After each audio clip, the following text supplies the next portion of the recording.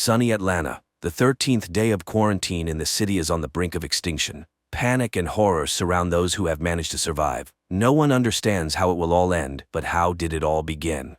2 weeks before the current events. An ordinary day in Atlanta does not portend anything unusual. The city is bustling with life. Elementary school teacher, Caddy Frank, brings her students on a field trip to the local hospital.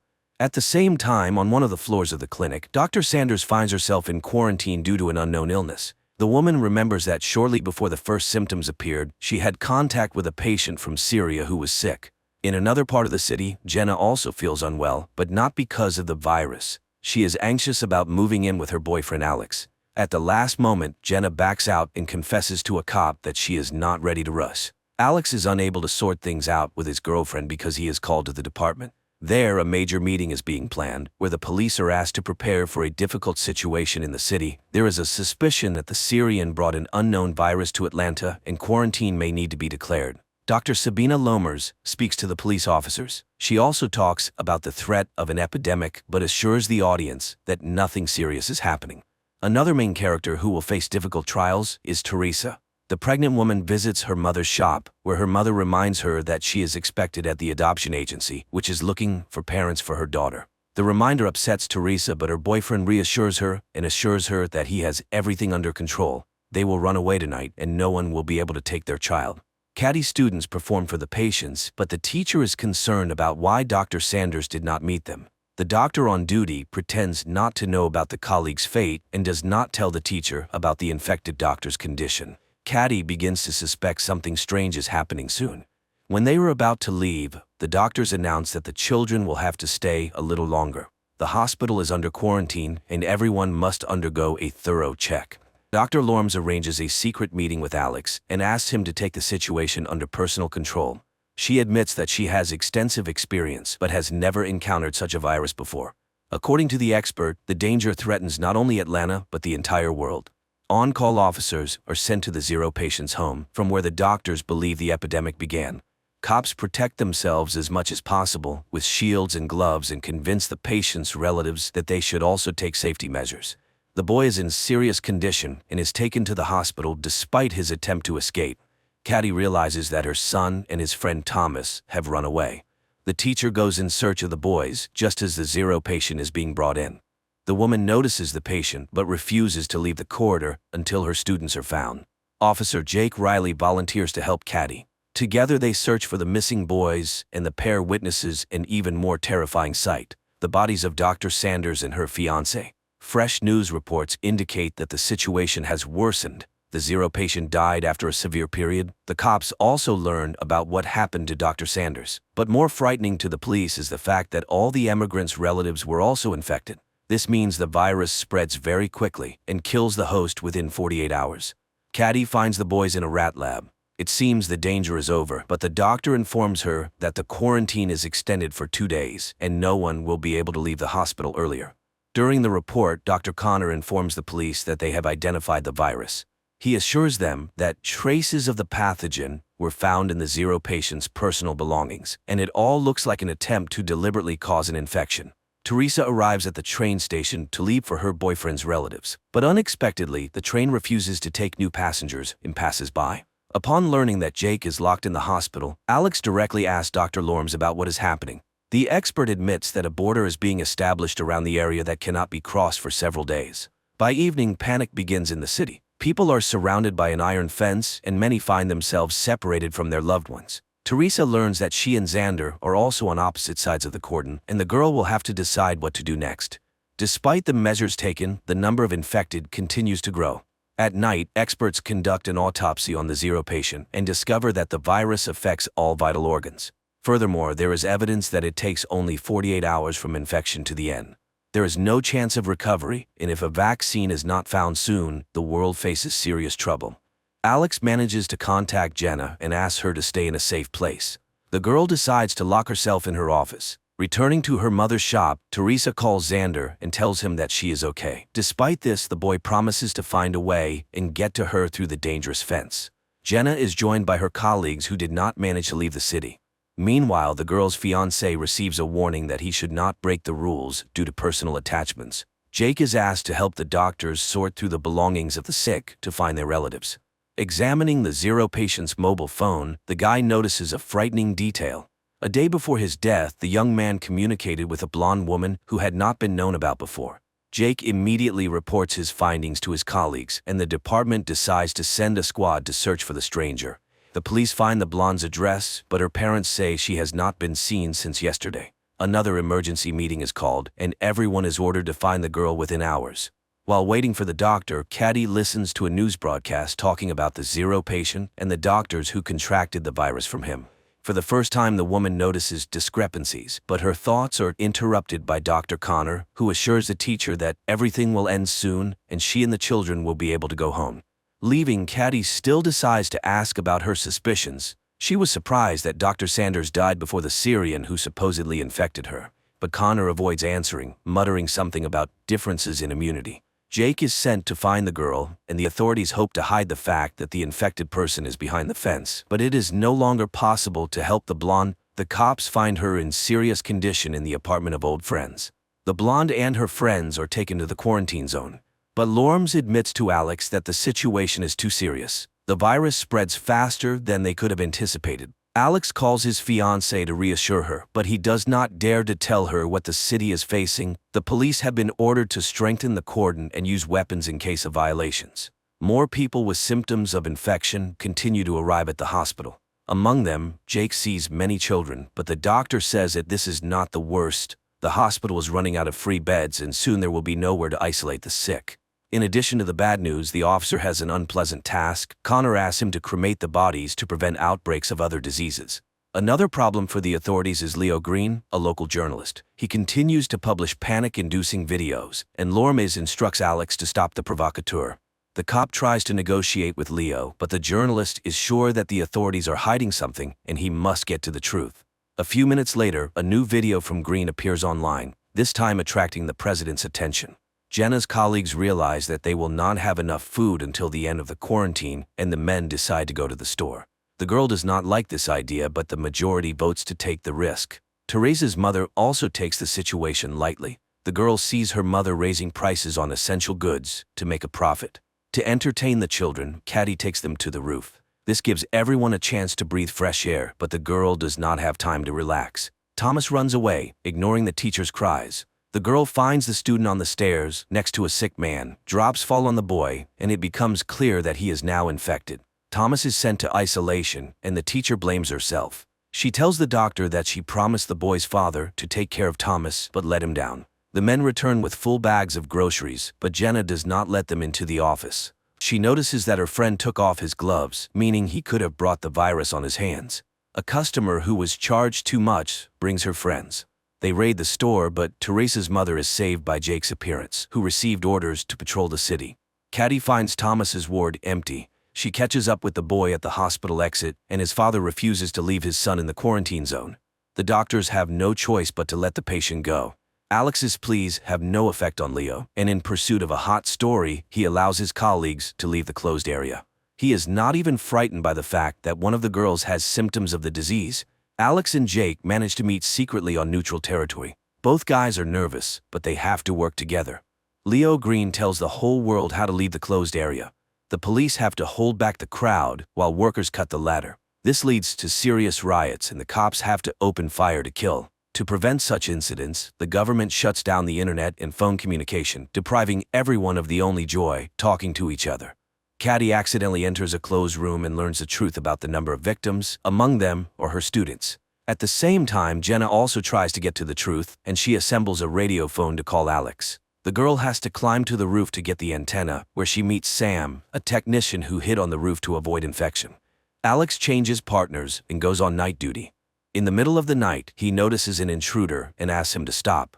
The criminal turns out to be Xander, who is trying to enter the danger zone to his fiancée, but the cop does not let him do it and pulls the trigger. The bullet turns out to be rubber, and Xander is simply taken to the hospital. The officer visits him and apologizes, but warns that he will do the same thing next time. Leo decides to take advantage of this. He is preparing a scandalous report about the abuse of power. The store is visited by robbers again, but this time Teresa is also in danger. However, unexpectedly, the women are saved by another gang planning to profit from the quarantine. By the end of the day, Xander's ward is empty. The nurse says he left with Leo Green, but Alex does not have time to stop them. The duty officer reports that the guy has entered the infection zone. Dr. Connor shows Jake the rats that were injected with the medicine. Unfortunately, right before the cop's eyes, the animal passes out, and the hope for a quick rescue disappears. Jenna manages to call Alex, but the call lasts only a few seconds. The girl does not have time to learn anything. Leo accidentally learns about the call. He again hints to the officer that he has taken the wrong side and should think about what is happening. In gratitude for his help, Leo asks Xander to visit his friends and record a video message with them. The guy completes the task and throws the flash drive over the wall, but on it, the journalist finds evidence that his friends are no longer alive. After this, Xander finally finds his fiancée, but raiders block his way. The general panic is compounded by a new problem: hunger. People's food supplies begin to run out, and the government is forced to find a solution. Walking down the corridor with her son, Caddy meets an old man who supplies the hospital with lab rats. The woman notices another inconsistency. She saw Bert with the rodents before the quarantine, but he assures her that this is not the case.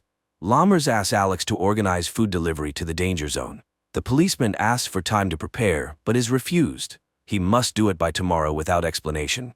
Alex has to ask Jake for help. The guy is also not thrilled with the idea, but they have no other choice. Early in the morning, the loading begins, and hundreds of people come to get their rations. The gang from the store also gathers for the distribution, and the leader orders Xander to go with them to stay clean. Jenna goes outside for the first time in many days to get some food. She approaches the distribution center, but a gangster car passes by, making her uneasy. Jake recognizes his friend and gives her a ration without a cue. He also hands her Alex's keys and asks her to hold on, as everything should end soon. Constantly thinking about the epidemic and inconsistencies, Caddy again turns to the doctor with questions, but he is clearly not willing to talk about it. The doctor assures the teacher that he knows no more about the virus than she does. The humanitarian point is surrounded by the store gang. There are many more bandits, and they take the food boxes to sell them to hungry people later. Alex is furious that the leadership did not listen to him, and the products fell into the hands of bandits. But Lammers does not see this as a problem. She believes that residents still have a chance to buy food and satisfy their hunger. Jake's partner turns out to be infected, and the officer offers him help, but the officer refuses to go to the hospital. He knows that no one can help him, and decides to solve the problem on his own. Returning to the shelter, Jenna falls into the hands of other bandits who also try to take the box. The woman is saved by Sam, whom she recently refused to let into the office, but the friends remember Jenna's recent act and, despite everything, do not let her or Sam into the clean zone. Alex and Jake meet again, and the senior partner admits that he no longer trusts the leadership. He tells his friend that, due to the robbery, he had to leave his subordinate in the danger zone. At this moment, this very subordinate calls Chief Esser and reports that their plan worked. Jake tells Caddy that she was right, something is being hidden from them. Dr. Sanders and her boyfriend had no personal belongings, but the conversation has to be postponed. Thomas's sister is admitted to the hospital, asking the teacher to find the boy. Their father died, and Thomas is left alone. Alex also begins to doubt the leadership's honesty, and he goes to Leo's house to hear his version. He finds the journalist drunk, but the guy comes to his senses and promises to help in the search for answers. Despite Jacob's persuasion, Caddy goes in search of Thomas. The gang is joined by the very cop sent by the police chief. He promises the bandits a radio phone in exchange for being accepted into the group. Thomas is not at home, but Caddy discovers her son, who secretly followed her. Quentin tells his mother that he knows where to look for his friend, and the company heads to the baseball field. The search for the truth has to be postponed. Alex is tasked with removing a man from an empty house who is preventing it from being demolished. The cop has to spend a lot of time talking about the happy past the city has lost. Teresa's mother helps the lovers escape. She gives the couple a bag of baby things and tells them to wait for her in a safe place. The company finds Thomas's things, but they are surrounded by a crowd of crazy racers. Jake has to open fire, and only then do the young people continue to search for the boy. Caddy finds her son and his friend, but they are near an infected man. The teacher is frightened, but Thomas assures her that he cannot get infected. Xander and Teresa come to Jenna's office and ask for shelter. One of the girl's friends is against the couple entering, but Jenna lets the guests in without his approval. Thomas is placed in isolation, but Caddy has hope that the boy indeed has immunity and can save everyone. During the meeting, Alex hands Jake a flash drive with a damaged file. If it can be restored, they will learn the truth, but only Jenna can do it. In return, the officer also receives a memory card with a message for the old man from the empty house. When he delivers the message, the stubborn man cannot hold back his tears. Teresa sorts through the baby things and finds the radio phone her mother stole. At that moment, the phone's owners appear at the door, holding a gun to the girl's mother's head. The company has to open the door, but the bandit refuses to take the phone and leave. He demands that Teresa and her boyfriend go with him. Unexpectedly, Jake comes to the rescue. He convinces the gangster to leave the office alone. Alex sees hundreds of people moving in an unknown direction, but no one can say where they will be placed. Jenna tries to open the file, but it is severely damaged. The girl does not have time to do anything with it. New guests appear in the office, a gang wanting access to prohibited drugs. The company begins to strengthen their shelter, but the intruders find weak spots through which they manage to penetrate inside. Tony decides to take a risk. He goes down to negotiate with the criminals, but the negotiations fail. The elevator returns Tony with an axe in his back. In addition to the deceased guy, one of the attackers enters the office, but he does not have time to harm anyone. The guy is infected and collapses at the entrance to the room. Jenna finally manages to restore the file, but the girl does not have time to watch it. The power goes out in the office, and all the doors are locked. To restore power, Jenna has to leave the shelter and go downstairs. Meanwhile, the bandits almost manage to open the elevator doors, but the girl raises the switch in time. On the way back, Jenna takes the radio phone and calls Alex. Talking to his fiancée, the officer hears her being attacked. The girl manages to break free and return to the office, but the intruders do not retreat and try to cut through the door. The company has no choice but to come up with the craziest plan. Alex tries to penetrate the closed zone to help his fiancée, but he is caught by the National Guard soldiers. Jenna orders everyone to take cover, and when the psychos burst into the office, Jake activates an explosive device. A fire starts, but all the attackers are unconscious. Unexpectedly, one of them jumps up and attacks Teresa's mother. The men manage to neutralize him, but the woman is infected. Alex is arrested, but unaware of this, Jenna asks Jake to call her fiancé and calm him down. She also mentions that the phone the bandits had has a government military number and they need to figure out how it ended up in the infection zone. Teresa's mother leaves. As a farewell, she asks her daughter for forgiveness for not wanting to accept her child. More than 48 hours have passed since Thomas's contact with the infected, and the boy continues to look healthy. His DNA is implanted in rats to try to create a vaccine. Connor reports his observations to the leadership, but the boss tells the guy that they don't have time for experiments. Caddy and Jake review footage from surveillance cameras and find out that the zero patient was not the immigrant boy, but a certain Henry Burns. He came every morning to secretly meet with Dr. Sanders, and judging by the man's behavior, he knew about his illness. Dr. Connor allows Thomas to leave and informs everyone that the boy does not just have immunity, his body defeated the virus. This means that based on his DNA, they will be able to make a cure for the unknown virus. Jenna leads her friends to a church under which there are ancient tunnels. The girl plans to lead the group out of the cordon through them to safety. Alex tells Leo everything he learned from Jake, but the journalist cannot find any trace of Henry Burns. The men get the impression that the zero patient was deliberately sent to the hospital. Lammers returns Alex's badge and authority, but in return she demands that the cop take Thomas out of the infected zone and hand him over for experiments in her unit. Dr. Connor disagrees with Lammers' decision, but she rejects all objections and insists that only her laboratory can find the cure. Everyone has hope for a quick return to peace and normal life. It seems not everyone will live to see this happy moment, but some decide not to waste time and enjoy the moment, using all possible safety measures. Leo finds out that 2 days before the epidemic started, Burns received a package with the virus. Now he wants to know who the sender was, but Alex asks him to postpone the investigation so he can carry out the order. All night the company breaks through the exit to the tunnel, and in the morning they finally go underground. At the same time, Caddy and Jake go to the meeting place to hand Thomas over to Alex. Dr. Connor realizes he was wrong. The patient bitten by a rat injected with Thomas's DNA is infected.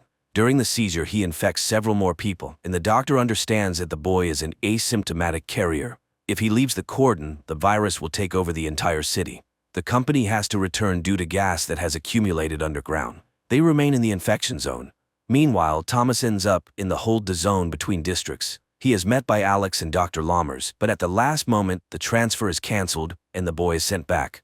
While Alex tries to figure out what to do next, he receives a voice message from Leo. The journalist claims that the virus was created by Connor. Alex and Lammers remain in quarantine in the container between the zones. Thomas is returned to the clinic and quarantined to figure out what to do next. Jenna's company returns. The group could not go underground due to accumulated gas, but the office is empty. Teresa and Xander left to find a cleaner place. On the main street, the guy begins to suspect he was wrong. Hundreds of protesters are holding a rally demanding to be released from the infected zone.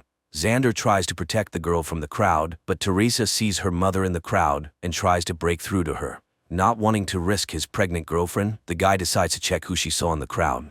Jake arranges a date for Caddy and the couple has a great time until a frightened Quentin runs into the room. The boy says that old man Ray took the other children and led them out of the hospital to break through with the others. Leo meets with an ex-girlfriend and asks her to get Connor's call details. He has no doubt that the doctor's to blame, but to prove it, he needs facts. Xander realizes that Teresa was mistaken, but as a result, he encounters an infected person. The boy manages to escape. Unlike Bert, the old man has his box of medicine taken from him and falls to the ground. The street riots intensify and a squad is sent to the danger zone. Lammers tries to stop the captain, but he does not listen to the doctor's orders, and several vehicles head through the cordon. Jake finds Ray, but the girl he took with him is not there. The old man abandoned her because of virus symptoms. Caddy spots Mary before Jake can tell her about the infection, and the woman takes the child into her arms despite the blood. The crazed crowd pushes Teresa to the ground. Xander runs to her but is afraid to touch his girlfriend for fear of infecting her. When Jake finds his friend, it becomes clear that she is now also sick. Caddy realizes this from her boyfriend's look and upon returning to the hospital, tries to wash off all traces of the infection. Leo gets the information he needs, but it does not match his assumptions. Moreover, his friend tells the journalist that Burns called someone on an encrypted phone that only high-ranking officials can have that day. Susie, Jenna's friend, confesses that she is expecting a baby. Going for a test to check this, Jenna meets Xander and Teresa, who stayed on the street after the riot. Caddy ends up in isolation, and Jake tries to support her, but the girl's nerves can no longer withstand it. After 48 hours, Dr. Lammers and Alex are released from the container. There are only 8 hours left until the end of Caddy's quarantine. At the same time, Teresa's baby is about to be born. Alex visits Leo and finds out that on the day of the infection, Burns did not call Connor, but Lammers. There is no doubt that she started the epidemic for some personal purpose. Dr. Connor conducts his first round after leaving isolation. When he reaches Caddy, he admits that he cannot release her. The onset of symptoms has increased, and 48 hours is no longer a guarantee of health. The soldiers who participated in stopping the riot were infected. Lammers reports this to the journalists, but she promises to find a cure and save the country. At Alex's request, Jake inspects the apartment of Leo's friends, who were also investigating. There he finds ashes, all that remains of the documents and evidence. When friends meet to discuss this, Alex realizes that Lammers and the police chief are involved. Dennis, the father of Susan's child, returns to the office, but the man shows signs of infection on his face, and the company refuses to let him in. To make it easier for the man, Susan tells him that there was a mistake. She is not pregnant, and he has nothing to blame himself for. Alex meets with the chief and says he knows the truth, but it turns out that Besser did not know that Lammers released the virus into the masses. Jenna and Susan fail to ease Teresa's pain, but as usual, Jake appears at the right time. The guy calms the young mother and helps her daughter be born. Alex asks Leo not to publish material against Lammers until they have substantial evidence. An argument begins between the men, and the journalist agrees to wait no more than 2 hours. Not wanting to waste time, Alex goes directly to the doctor and asks her to resign. Lammers tries to intimidate the officer, but when she realizes he is not joking, the woman promises to hold a conference and leave her post. Teresa shows Xander their daughter, and the baby is placed in a crib made of boxes. Jake tells Caddy about this joyful event, but the girl's delight is overshadowed by a cough with traces of blood. Lammers gives a press conference, but does not admit her guilt. She claims that Dr. Connor accidentally released the virus. Still unaware of this, Connor conducts experiments and tries to find a cure. Jake asks him to try to save Caddy, and the doctor agrees to give her a trial dose of serum from Thomas's blood. Old man Bert regains consciousness and discovers that his leg is broken. Despite this, he finds the box of medicine and tries to get home, where his wife has been waiting for him all this time. Connor learns what Lammers did. He does not understand why his colleague did this to him, but despite this, the doctor does not give up trying to save Caddy. Giving her the injection, Connor tells the girl how the virus penetrated their clinic. Jenna meets Bert and gives him her water. She also gives the old man a cart so he can finally reach his wife. After the injection, Caddy gets worse. She is tormented by nightmares and barely waits until morning. To support his friend, Jake brings a TV and invites her to the movies. The couple spends the whole day together, but Caddy gets worse again, and she decides to confess her love to her boyfriend, fearing that there may not be another chance. Jenna tells her friend about her conversation with the gangsters. Trader Miz offered her a route to the healthy zone, but it is very expensive. Sam agrees to contribute his share, but only if Jenna agrees to leave the others and go with him. Alex goes to Leo's apartment, which turns out to be empty. After losing, the journalist refused to fight Lammers, but later the cop receives a pizza from a friend in which Leo left him a note with an address and a key. Caddy gets worse by the minute, and Jake prepares to say goodbye to his friend. He asks the doctor to help him put on a protective suit, and when the girl falls to the floor, the boyfriend takes her hand to ease her suffering. The doctor tells Jake that he can say goodbye to Caddy's body, which is waiting for cremation. For the first time since their acquaintance, the guy manages to touch his friend's face without gloves. Jenna tells her friends about the opportunity to leave and suggests finding the money. But Teresa refuses to go. She wants her daughter to grow up a little. Arriving at the address Leo sent him, Alex finds evidence that will help him punish Lammers. Teresa, Xander, and their newborn daughter reach Bert's house, Teresa's grandfather. The young mother plans to stay at her relative's house until the end of quarantine, but seeing the empty shelves, Xander insists that they must run.